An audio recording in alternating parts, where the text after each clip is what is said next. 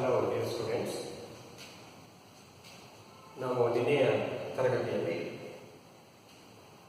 Around A medicinal paper ಪಾಠ ಮಾಡ್ತಿರುವಾಗ we discuss many things. We came to know the stories told by Mara about that medicinal paper, and we also came to know Appanna's information about that plant. ನಾವೆಲ್ಲ ಅರ್ಥ ಮಾಡ್ಕೊಳ್ಬೇಕಾಗಿರೋದೇನೆಂದರೆ ಮಾರಾನ ಕಥೆಗಳು. ಆ ಕಥೆಗಳು ನಮಗೆ ನಂಬೋದಕ್ಕೆ ಸಾಧ್ಯ ಆಗದಿಲ್ಲದೆ ಇರ್ಬೋದು, ಅದರಲ್ಲಿ ಸತ್ಯ ಇರ್ಬೋದು, ಇಲ್ಲದೆ ಇರ್ಬೋದು.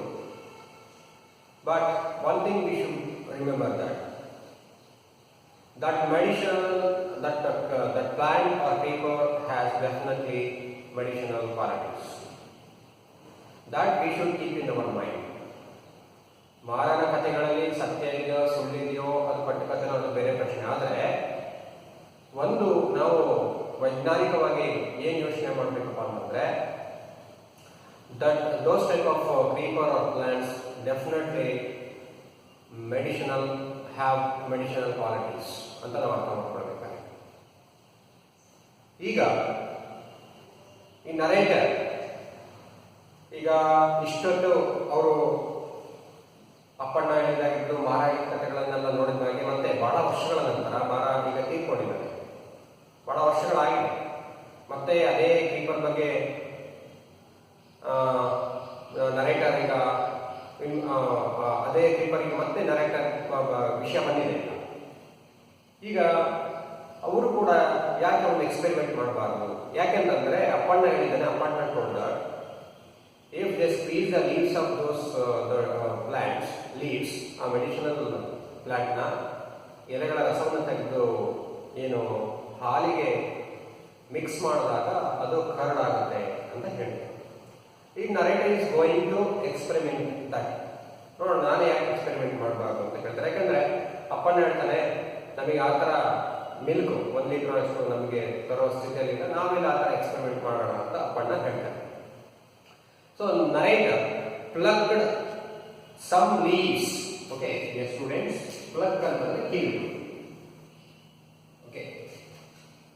Okay, pluck some leaves from the paper and took them to my friend Chandru, who is a plant pathologist. Who is a plant pathologist? ಯಾರು? ಅವರ ಫ್ರೆಂಡ್ ಚಂದ್ರು ಅಂತ ಅವರ ಹತ್ರ ತಗೊಂಡು ಹೋಗ್ತಾರೆ. ಅವರೇನಾಗಿದ್ದಾರೆ? Pathologist.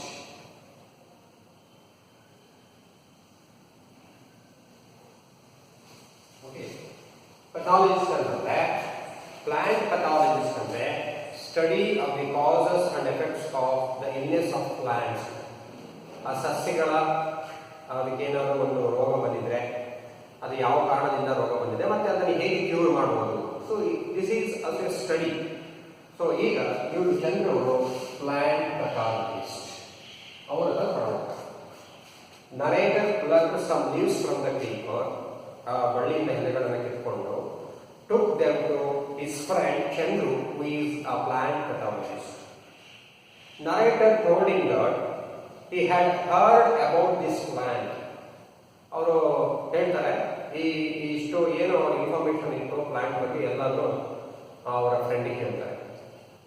Then both of them, yaru narrator and his friend Chandru, decided to conduct the experiment and brought a liter of milk.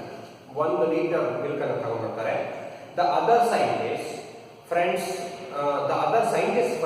laughed at us. ಉಳಿದಿರ್ತಕ್ಕಂಥ friends ಇದ್ದಾರೆ ಅವರೆಲ್ಲ ಇವ್ರು ನೋಡಿ ನಗ್ತಾ ಇರ್ತಾರೆ, ಏನು ಇವ್ರು ಹುಚ್ಚುತನ ಅಂತೇಳಿ. They said that we were wasting a liter of good milk listening to all kinds of cock and bull stories. Narrator told the stories which he had heard from Mara to his friend. ಹೇಳ್ತಾರೆ ಅವರಿಗೆಲ್ಲ ನಗು ಬರುತ್ತೆ, ಈ ಥರ ಕಥೆಗಳನ್ನು ನಂಬ್ಕೊಂಡು ಈ ರೀತಿ ಎಕ್ಸ್ಪೆರಿಮೆಂಟ್ ಮಾಡ್ತಾ ಇದ್ದಾರಲ್ಲ ಅಂತ ಹೇಳಿ ಆ ನರೇಟರ್ನ ಫ್ರೆಂಡ್ಸ್ ಇವರನ್ನು ನೋಡಿ ನಗ್ತಾರೆ. ಮತ್ತೆ ಸುಮ್ಮನೆ ಅನಾವಶ್ಯಕವಾಗಿ 1 ಲೀಟರ್ ಹಾಲನ್ನು ವೇಸ್ಟ್ ಮಾಡ್ತಿದ್ದಾರೆ ಅಂತ. ಸೊ ವಿ ಅಂದ್ರೆ narrator and his friend Chandru Put the milk and the leaves in a mixer and switch it on. Okay. Squeeze ಮಾಡಿರ್ತಕ್ಕಂತಹ ಎಲೆಗಳ ರಸವನ್ನು ಹಾಲನ್ನು ಮಿಕ್ಸ್ ಮಾಡ್ತಾರೆ. After they were thoroughly mixed, we poured it out into a vessel. So clean mix ಮಾಡಿ ಒಂದು ವೆಸಲಿಗೆ ಒಂದು ಪಾತ್ರೆಗೆ ಹಾಕ್ತಾರೆ. We watched for some time to see whether it would become curdled or remain as it was. ಸ್ವಲ್ಪ ಆದ್ಮೇಲೆ test ಮಾಡ್ತಾರೆ, ಅದು ಮೊಸರಾಗಿದೆಯಾ, ಕರಡ್ ಆಗಿದೆಯಾ, ಅಥವಾ ಮೊದಲು ಹಾಲಿನ ರೂಪದಲ್ಲೇ ದ್ರವ ರೂಪದಲ್ಲೇ ಇದೆಯಾ ಅಂತ ನೋಡ್ತಾರೆ. Nothing happen for a couple of minutes. ಕೆಲವು ನಿಮಿಷ ಏನೂ ಬದಲಾವಣೆ ಆಗಿಲ್ಲ, ಹಾಗೇ ಇರುತ್ತೆ. Just as I decided that we had indeed wasted a litre of milk.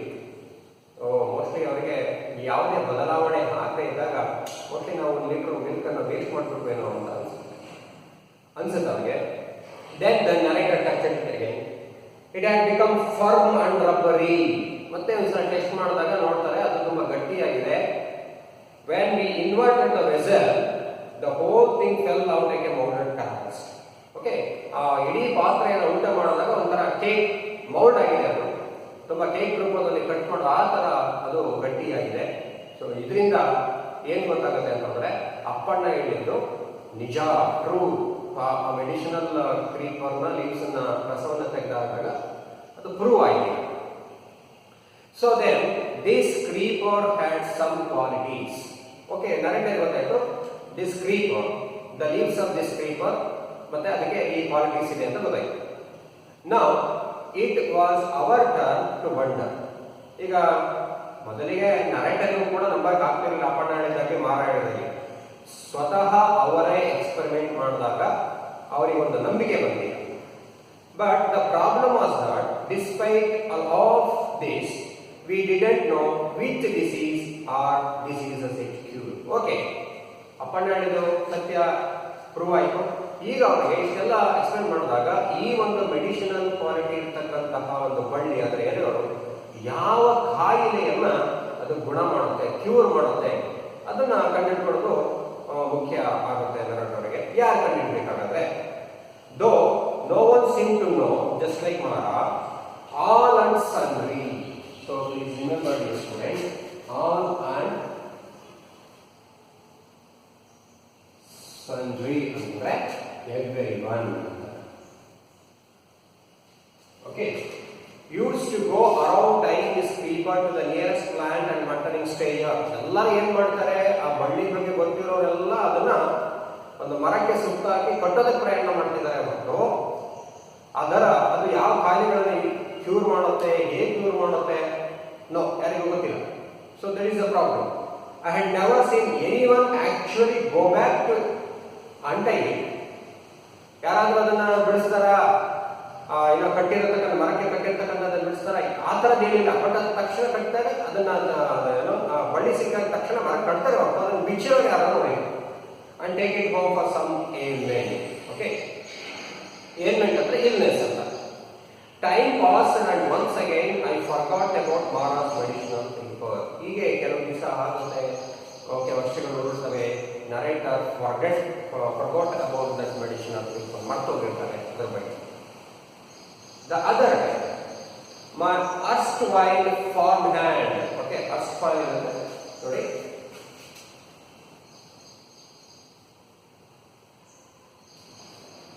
ಅಂದ್ರೆ farmer.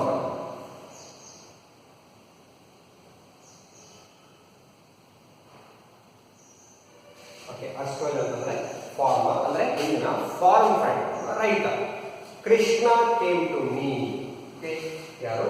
ಕೃಷ್ಣ ಅನ್ನೋರು ಹಳೆಯ ಪರಿಚಯ ರೈತನಿಗೆ. He was perfectly healthy the last time I had seen him, but now he was standing before me pale and breathless. ಹಿಂದಿನ ಸಲ ಕೃಷ್ಣನನ್ನ ಭೇಟಿ ಮಾಡಿದಾಗ he was healthy, ತುಂಬಾ ಆರೋಗ್ಯಪೂರ್ಣವಾಗಿದ್ದ. ಆದರೆ ಈ ಟೈಮ್ ತುಂಬಾ ಪೇಲ್ ಆಗಿದ್ದಾನೆ, ಡಲ್ ಆಗಿದ್ದಾನೆ, ಉಸಿರಾಡೋದು ಕೂಡ ಕಷ್ಟ ಇಲ್ಲ. ಆ ಪರಿಸ್ಥಿತಿ ಕೃಷ್ಣನಿಗೆ.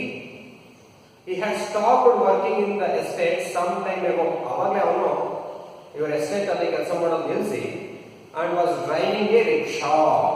ಒಂದು ಮಾರ್ಕ್ಸ್ ಕೇಳ್ಬೋದು. ಓಕೆ, ಏನ್ ಮಾಡ್ತಾ ಇದ್ದೆ ನಾನು? Driving driving a rickshaw. Okay, auto ಓಡಿಸ್ತಾ ಇದ್ದ.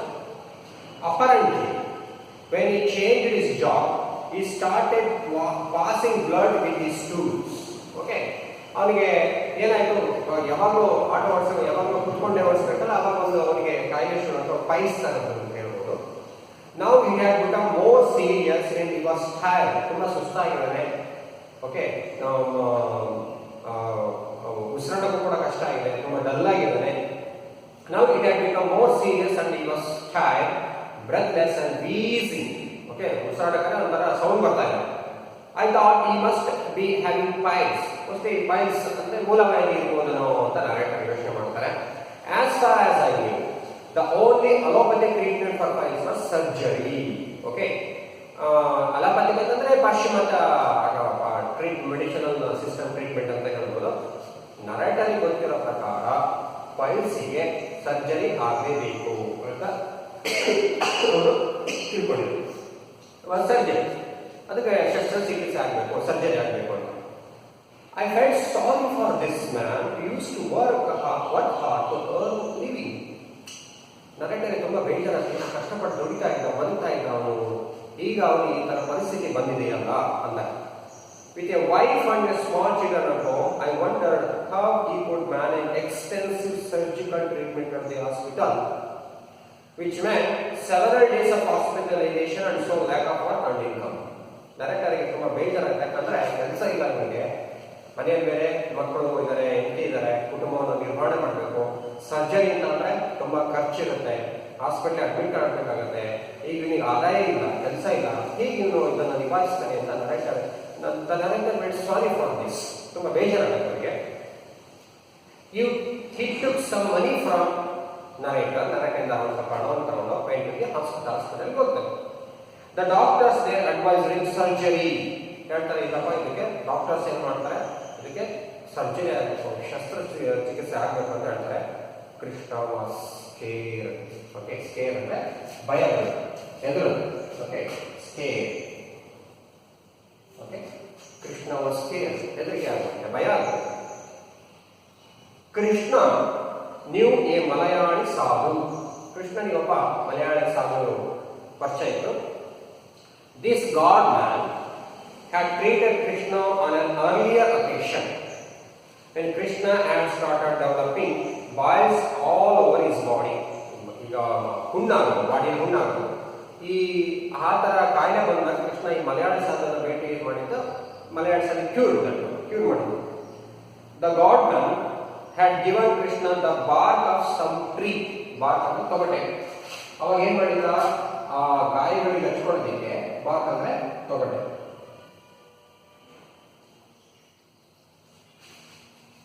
ಯಾವುದೋ ಮರದ ತೊಗಟೆಯನ್ನ ಅವನಿಗೆ ಕೊಟ್ಟಿದ್ದ. which he was supposed to crush and mix with the duck's eggs and eat. So ಅದನ್ನ ಮೊಟ್ಟೆ ಜೊತೆ ಬೆರೆಕೆ ಮಾಡಿ ಮಿಕ್ಸ್ ಮಾಡಿ ಅದನ್ನ ತಿನ್ಬೇಕಾಗಿತ್ತು. The full course of treatment was 10 days. ಎಷ್ಟು ದಿವಸ?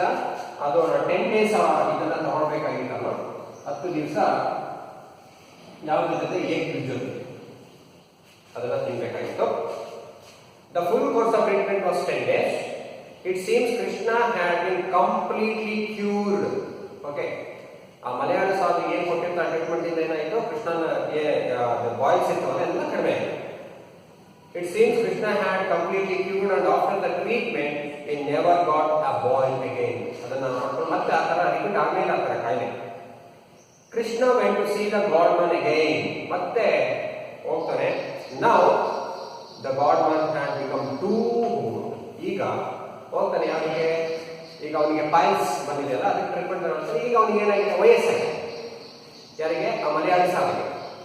Apparently he told Krishna that he did not have the strength to search for the plant, but that he would describe it. ಹೇಳ್ತಾನೆ, ಇಲ್ಲ ನನಗೆ ಕಾಡಿಗೆ ಹೋಗಿ ಆ ಥರ ಎಲೆಗಳನ್ನ ಅಥವಾ ತೊಗಟೆಯನ್ನ ಆ ಥರ ತರೋದಕ್ಕೆ ನನಗೆ ಈಗ ಆಗೋದಿಲ್ಲ, ಬಟ್ ನಾನು ಡಿಸ್ಕ್ರೈಬ್ ಮಾಡ್ತೇನೆ, ಅದನ್ನೇ ನೀವು ತಗೊಂಡ್ಬರ್ಬೋದು ಅಂತ ಕೃಷ್ಣನಿಗೆ ಹೇಳ್ತಾನೆ. ಯಾರು? Malayali sadhu. Krishna had to search for this plant. ಹೋಗ್ತಾನೆ, ಸರ್ಚ್ ಮಾಡ್ತಾನೆ, dig out the tuberous root, ಗೆಡ್ಡೆಯನ್ನು ಡಿಗ್ ತಗೊಂಬರ್ತಾನೆ. ಓಕೆ, ಅವನಿಗೆ ಏನು ಡಿಸ್ಕ್ರೈಬ್ ಮಾಡ್ತಾನೆ, ಮಳೆಯ ಸಲ ತಗೊಂಡ್ಬಂದ್ಬಿಟ್ಟು ಗೆಡ್ಡೆನ ತಗೊಂಡ್ಬಂದ್ಬಿಟ್ಟು ರೂಟ್ ಅಂತ ತಗೊಂಡ್ಬಿಟ್ಟು ಹಾಲಿನ ಜೊತೆ ಮಿಕ್ಸ್ ಮಾಡಿ and drink the medicine for 5 days, 5 ದಿವಸ ಅದನ್ನ ತಗೊಳ್ತಾನೆ. ಏನಾಗುತ್ತೆ? ಕ್ಯೂರ್ ಆಗುತ್ತಾ? ಪೈಲ್ಸ್ ಕ್ಯೂರ್ ಆಗುತ್ತಾ? ಜಾಸ್ತಿ ಆಗುತ್ತಾ? ನೋಡೋಣ ಏನಾಗುತ್ತೆ. The next day I saw Krishna looking for this medicinal creeper. Search ಮಾಡ್ತಾ ಇದ್ದಾನೆ ಯಾರು? Krishna. when I listened to his description, ಹೇಳ್ತಾನೆ ಈ ರೀತಿ ಮಲಯಾಳ ಸಾಹಿತ್ಯ ಡಿಸ್ಕ್ರೈಬ್ ಮಾಡಿರೋದು. I was sure that he was looking for the same creeper which Mara and Appanna had tied to the nearest tree. ಅವ್ರು describe Malayala ಸಾಹಿತ್ಯ ಡಿಸ್ಕ್ರೈಬ್ ಮಾಡಿರ್ತಕ್ಕಂಥ ಎಲ್ಲ ಕ್ವಾಲಿಟೀಸ್ಗಳು ಕೃಷ್ಣ ಹೇಳಿದ್ರಲ್ಲಿತ್ತು. ಹಾಗಾಗಿ ನರೇಟರಿಗೆ ಗಮನಕ್ಕೆ ಬರುತ್ತೆ ಎಕ್ಸಾಕ್ಟ್ ಇದು ಮಾರ ಮತ್ತು ಅಪ್ಪಣ್ಣ ಹೇಳಿದಂತ ಮೆಡಿಸಿನಲ್ ಕ್ರೀಪರೇ ಅಂತ ಹೇಳಿ. I took him to the plant. Narrator ಗೊತ್ತಿರುತ್ತಲ್ಲ, ಕರ್ಕೊಂಡು ಹೋಗ್ತಾರೆ. We had to dig quite a bit to get the tuber. ಸೊ ಅದನ್ನು ಅಗಿಬೇಕಾಗುತ್ತೆ, ಗಡ್ಡೆ ತಿನ್ಬೇಕಾಗುತ್ತೆ, ಅದನ್ನು ಬೇಕಾಗಿರುತ್ತಲ್ಲ ಅದನ್ನು ಅಗಿತಾರೆ.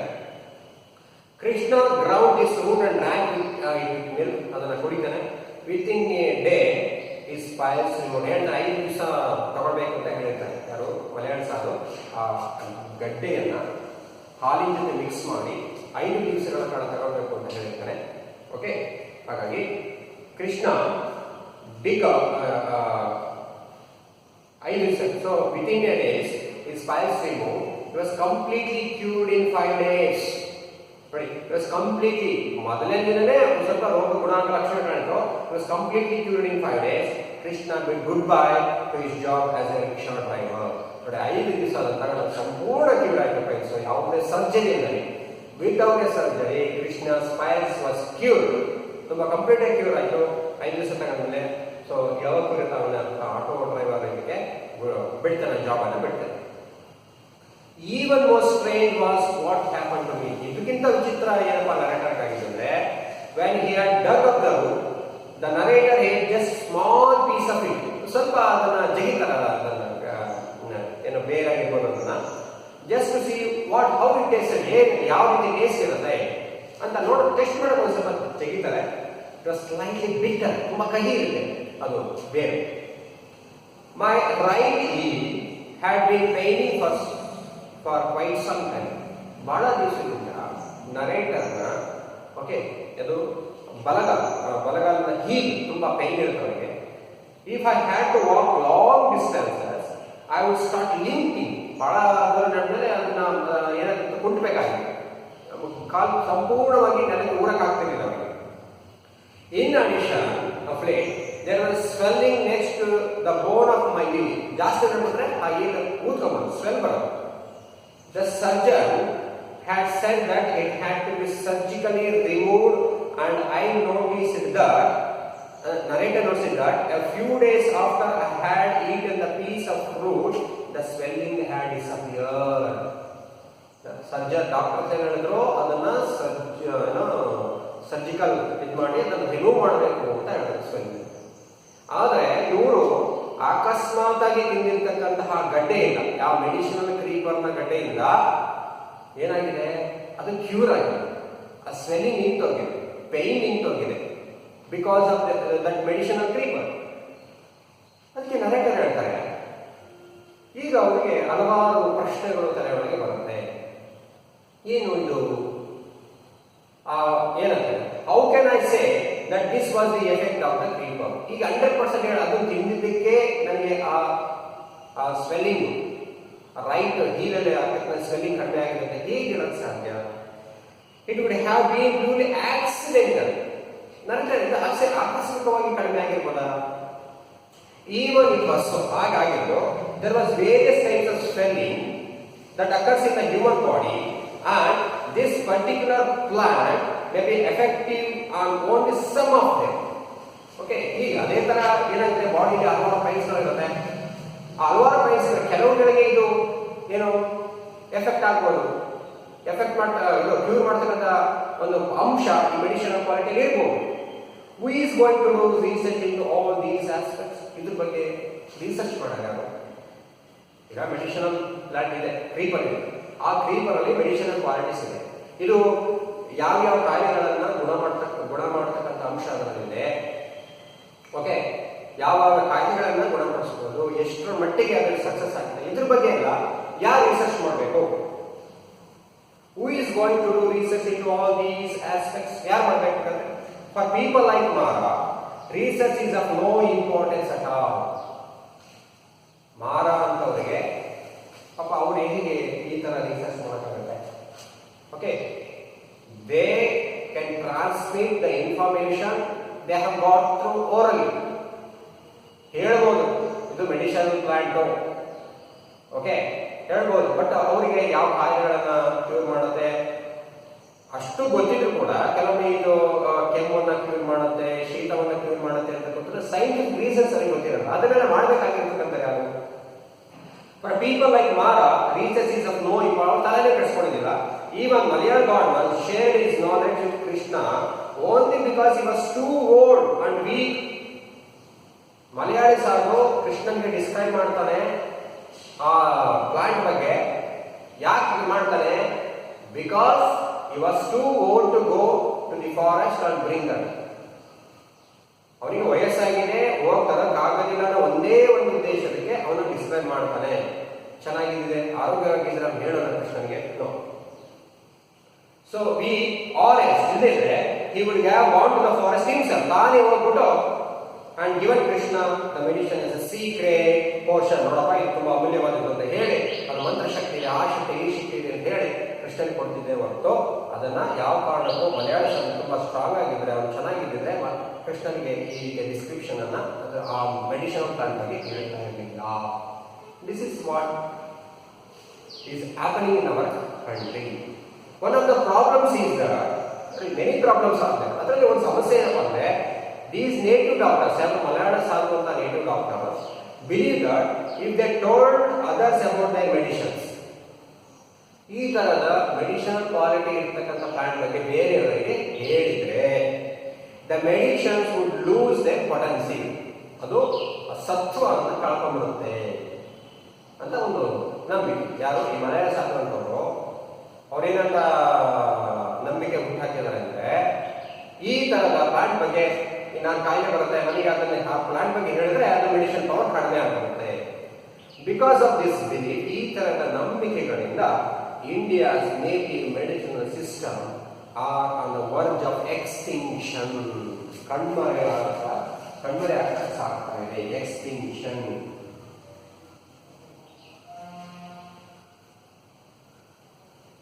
ಓಕೆ, ಈ ತರದ ನಂಬಿಕೆಗಳಿಂದ ಇಂಡಿಯಾದ ಔಷಧ ವ್ಯವಸ್ಥೆ ಓಕೆ ಏನಾಗ್ತದೆ ಅವನತಿ ಒಂದು ಹಾದಿಗೆ ಹೋಗ್ತಾ ಇದೆ. ಎಕ್ಸ್ಟಿಂಕ್ಷನ್. ಓಕೆ, ಯಾಕೆಂದ್ರೆ ಈ ತರದ ಮೆಡಿಸಿನಲ್ ಕ್ವಾಲಿಟಿ ಇರ್ತಕ್ಕಂತಹ ಬಹಳಷ್ಟು ಸಸ್ಯಗಳು, ಮರಗಳು, ಗಿಡಗಳು ನಮ್ಮ ಅರಣ್ಯದಲ್ಲಿದೆ. ಓಕೆ, ಆದರೆ ಯಾರೋ ಕೆಲವು ವ್ಯಕ್ತಿಗಳ ಸ್ವಾರ್ಥಕ್ಕಾಗಿ ಅಥವಾ ಈ ಮಲಯಾಳಿ ಸಾಧು ಅಂತ ಅನ್ನೋ ವ್ಯಕ್ತಿಗಳ ಅವರ ನಂಬಿಕೆಗಳ ಒಂದು ಏನೋ ವಿಷಯದಿಂದ ಈ ಒಂದು ವ್ಯವಸ್ಥೆ ಏನು ಔಷಧ ವ್ಯವಸ್ಥೆ, ಆ ನಾಲೆಡ್ಜು, ಆ ಜ್ಞಾನ ಒಂದು ಪರಂಪರೆಯಿಂದ ಇನ್ನೊಂದು ಪರಂಪರೆಗೆ ಅಥವಾ ಒಬ್ಬ ವ್ಯಕ್ತಿಯಿಂದ ಇನ್ನೊಬ್ಬ ವ್ಯಕ್ತಿಗೆ ಅದು ಏನಕ್ಕೆ ಸರ್ಕ್ಯುಲೇಟ್ ಆಗ್ತಾ ಇಲ್ಲ. ಸೊ ಸರ್ಕ್ಯುಲೇಟ್ ಆಗ್ತಾ ಇದ್ದಾಗ ಆ ನಾಲೆಡ್ಜ್ ಅಲ್ಲೇ ಅವನದೇ ಆಗ್ತದೆ ಹೊರತು ಅದರಿಂದ ಆ ನಾಲೆಡ್ಜ್ ಮುಂದೆ ಉಪಯೋಗ ಬರೋದಿಲ್ಲ, ಉಪಯೋಗ ಆಗೋದಿಲ್ಲ. ಉಪಯೋಗ ಯಾವಾಗ ಬರುತ್ತೆ? ಒಬ್ಬ ವ್ಯಕ್ತಿ ತಿಳ್ಕೊಂಡಾಗ, ಅವನು ಅದನ್ನ ನಾಲ್ಕು ಜನ ಜೊತೆ ಶೇರ್ ಮಾಡ್ಕೊಂಡಾಗ, ಅದ್ರ ಜೊತೆ ಎಕ್ಸ್ಪೆರಿಮೆಂಟ್ ಮಾಡಿದಾಗ.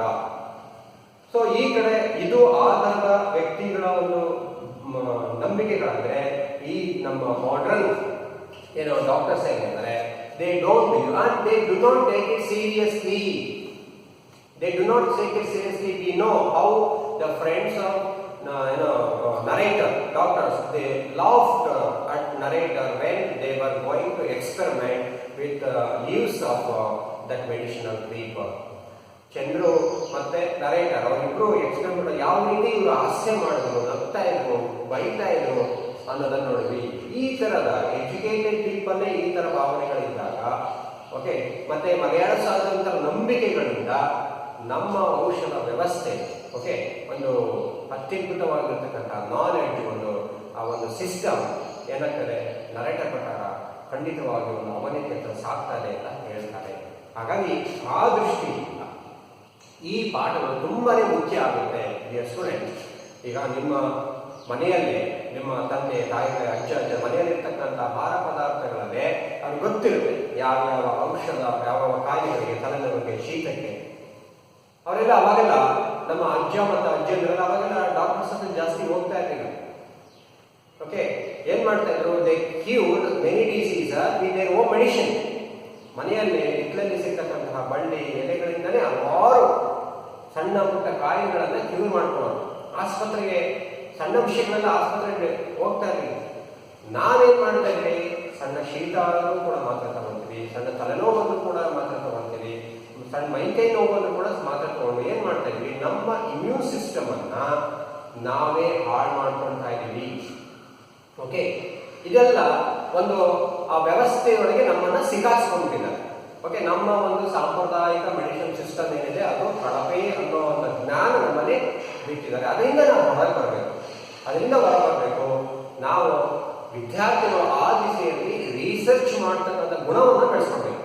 ಓಕೆ, ನಿಮ್ಮ ತಂದೆ ತಾಯಿ ಅಜ್ಜ ಅದ ಮೂರಲ್ಲಿ ಯಾರಾಗ್ತಾರೆ ಈ ತರದ ಪ್ಲಾಂಟ್ಸ್ ಬಗ್ಗೆ, ಮರಗಳ ಬಗ್ಗೆ, ಗಿಡಗಳ ಬಗ್ಗೆ ಇನ್ಫಾರ್ಮೇಶನ್ ಇದ್ದಾಗ ಅವುಗಳನ್ನ ಬಳಕೆ ಮಾಡಿಕೊಂಡು, ಓಕೆ, ಯಾರು ಸೈನ್ಸ್ ಅಥವಾ ಆಸಕ್ತಿ ಇರೋರು ಈ ಥರದ ಬಗ್ಗೆ ರಿಸರ್ಚ್ ಮಾಡಿಕೊಂಡಾಗ ನಮ್ಮ ಒಂದು ಮೆಡಿಸಿನಲ್ ಸಿಸ್ಟಮ್ ಅನ್ನ, ಆ ವ್ಯವಸ್ಥೆಯನ್ನು ಉಳಿಸ್ಕೊಳ್ಳೋಕೆ ಸಾಧ್ಯ ಆಗುತ್ತೆ ಅನ್ನೋದು ಯಾರು ನಮ್ಮ ನರೇಟರ್ನ ಅಭಿಪ್ರಾಯ. ಆ ದಿಸೆಯಲ್ಲಿ ನಾವು ಯೋಚನೆ ಮಾಡಬೇಕಾಗತ್ತೆ. ಹಾಗಾಗಿ this is very very important lesson ಅಂತ ಹೇಳಿ ನಾವು ಕನ್ಸಿಡರ್ ಮಾಡಬಹುದು. ಓಕೆ ಸ್ಟೂಡೆಂಟ್ಸ್, ನೆಕ್ಸ್ಟ್ ಪಾಠದಲ್ಲಿ ನಾವು ಒಂದು ನಿಮಿಷ. ಓಕೆ ಡಿಯರ್ ಸ್ಟೂಡೆಂಟ್ಸ್, ಇಲ್ಲಿ ನಾವು ಈ ಪಾಠದಲ್ಲಿ 1 ಮಾರ್ಕ್ಸ್ ಕ್ವಶನ್ಸ್ ಮತ್ತೆ 4 ಮಾರ್ಕ್ಸ್ ಕ್ವಶನ್ಸ್ ಎಕ್ಸಾಮಿನೇಷನ್ ಅಲ್ಲಿ ಬಂದೇ ಬರುತ್ತೆ. ಹಾಗಾಗಿ ಕಾಂಪ್ರಿಹೆನ್ಷನ್ ಎಕ್ಸರ್ಸೈಸ್ ಇರ್ತಕ್ಕಂತಹ 1 ಮಾರ್ಕ್ಸ್ ಕ್ವಶನ್ ನೀವು ಆನ್ಸರ್ ಮಾಡಿ.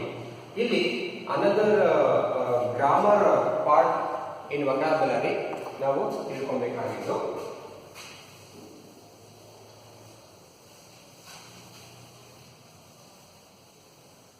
ನೋಡಿ, ಈ ಪಾಠ at the end of this chapter vocabulary ಕೊಟ್ಟಿದ್ದಾರೆ.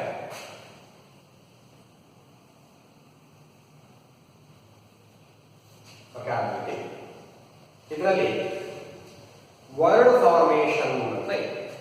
ಓಕೆ, ವರ್ಡ್ ಫಾರ್ಮೇಷನ್,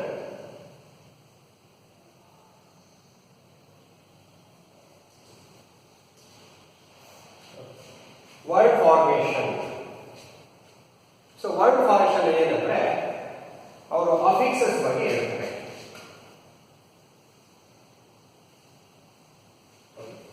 ಅಫಿಕ್ಸಸ್ ಅಂದ್ರೆ ಯಾವುದು? ಇದರಲ್ಲಿ 2 ವಿಧಗಳಿದೆ ಅಫಿಕ್ಸಸ್ ಅಲ್ಲಿ. ಒಂದು, ಓಕೆ, 2 ಟೈಪ್ಗಳಿದೆ.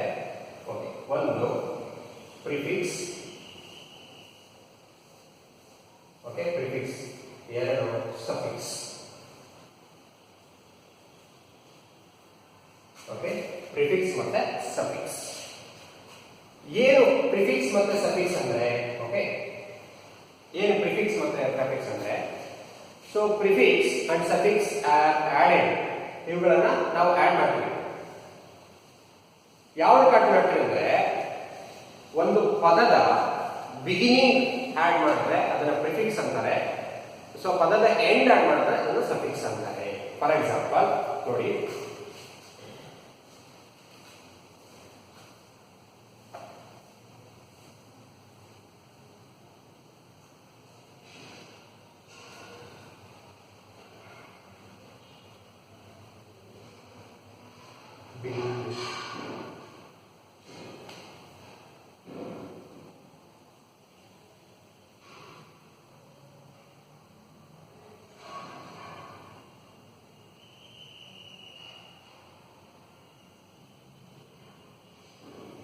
ನೋಡಿ